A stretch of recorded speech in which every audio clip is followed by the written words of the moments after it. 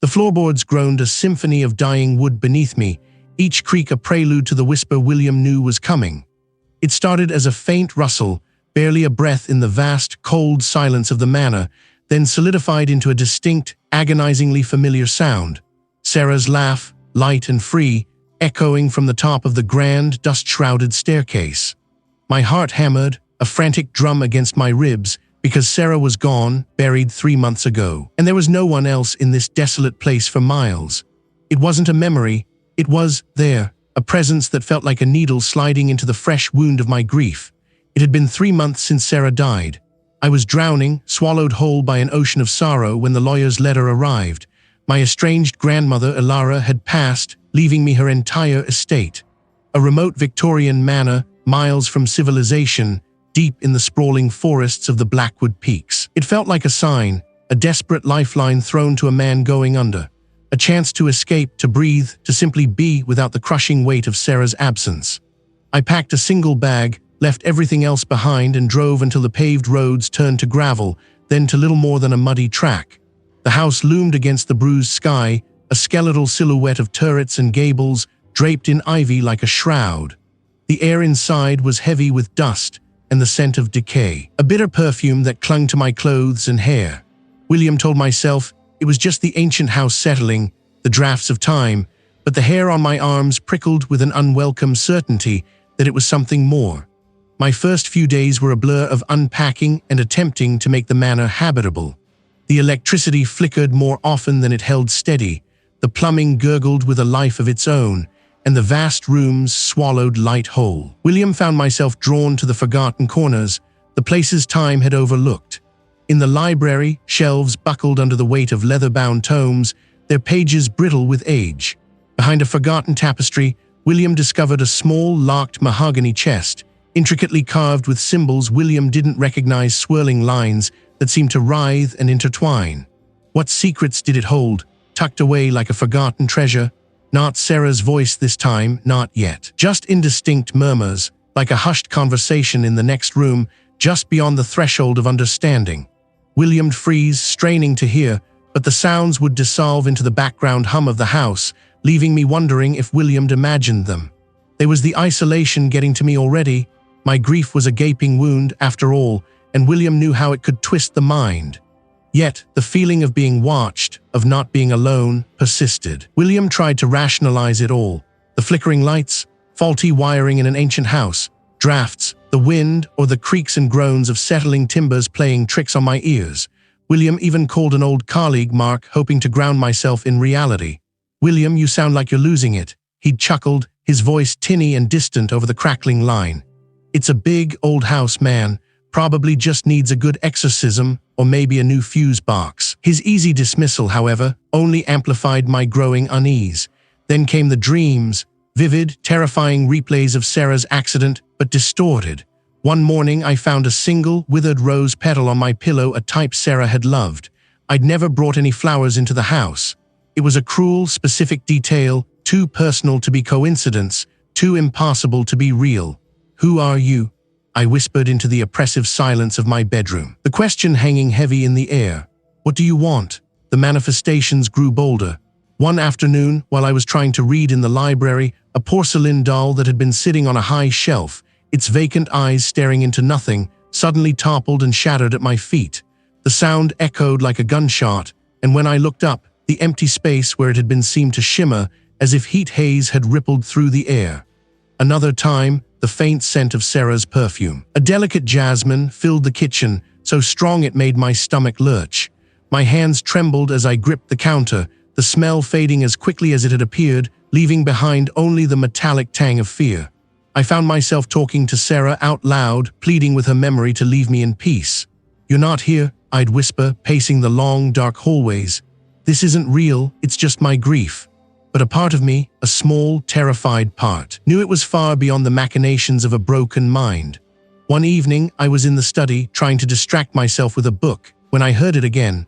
Sarah's voice, it was a plea. "William, help me." It came from directly behind me, so clear, so real. William felt his breath on my neck. William froze, every muscle screaming in protest, too terrified to turn around. My heart threatened to burst from my chest.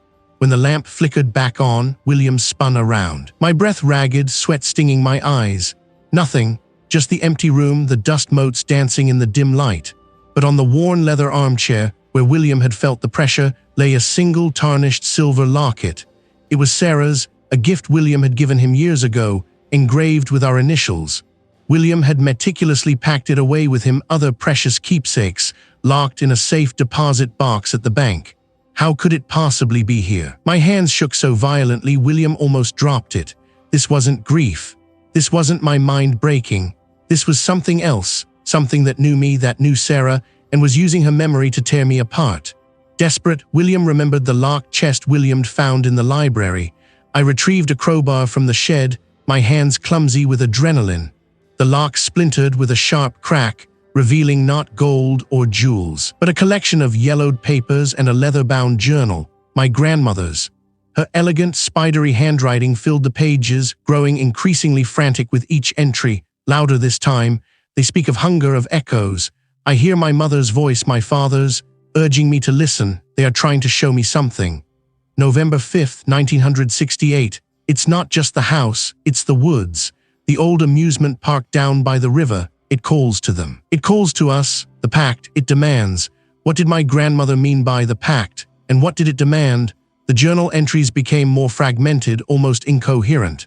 Her final entry, dated only a week before her official date of death, was smeared with what looked like dried blood. Asterisk December 1st, 1968. It's here, it wants me, it wants my memories, it wants to sing through me. The others, they couldn't stop it. They became part of the chorus. William, if I ever find this, run, don't listen to their voices, don't become an echo. Asterisk, my breath hitched. William, she knew I would find it, he was warning me. This wasn't just a haunting, it was a legacy, a family curse. That night the house truly came alive. They spoke my name, taunted me with fragments of conversations William had with Sarah, twisted him words into venomous barbs. William huddled in my bed, pulling the covers over my head, but the sounds seeped through, invading my mind. The air in my room turned frigid, then searing hot, then back again, an impossible fluctuation. William heard footsteps outside my door, heavy, deliberate steps that paused, then scraped as if something impossibly heavy was being dragged across the floor. A low, guttural growl vibrated through the wood, a sound that resonated deep in my bones. William squeezed my eyes shut, praying it would go away, that William would wake up from this nightmare. But the growl intensified, becoming a distorted, agonizingly familiar moan. It was Sarah's moan from her final moments, stretched and twisted into something demonic. Then the doorknob slowly turned. William scrambled out of bed, grabbing a heavy iron poker from beside the fireplace, my hands slick with sweat. The door creaked open an inch, then two, revealing only inky blackness beyond. It was Sarah's voice, but not. It was deeper, guttural, layered with countless others, like 1,000 voices speaking in unison through her throat. Why do you resist? She misses you. It was Sarah, or a mockery of her. Her hair, once a vibrant auburn, was now a tangled, decaying mess. He reached out a skeletal hand, him fingers long and unnatural, dripping with what looked like black tar. Come to me, William. The chorale of echoes hissed through his mouth, its voice echoing in the room, vibrating in my teeth. Join the song. Let my grief feed us. Let my memories become ours. I stumbled backward, tripping over a rug, landing hard on the floor. The poker clattered uselessly beside me. The spectral Sarah glided closer, her form flickering, revealing glimpses of other faces, other figures beneath her translucent skin. My grandmother, a stern-faced man in an old photograph I'd seen, a young girl with braids. They were all there, trapped within the entity, their faces a silent scream. I am ours, William, the entity rasped, its voice filling every corner of the room, every crevice of my mind. As they were, as he is. It lunged, its skeletal hand reaching for my face, and I felt a wave of crushing despair, a suffocating grief that was not entirely my own. It was a chorus of sorrow, a symphony of all the memories it had devoured, threatening to consume me whole. The entity recoiled slightly, as if my defiance had surprised it, its form rippling. No. I choked out, tears streaming down my face. I won't have me, I won't have Sarah. The entity paused, its empty eyes seeming to bore into my very soul. I was left gasping for breath, clutching my chest, my mind reeling. It was real, all of it. And it wasn't just haunting the house, it was hunting me.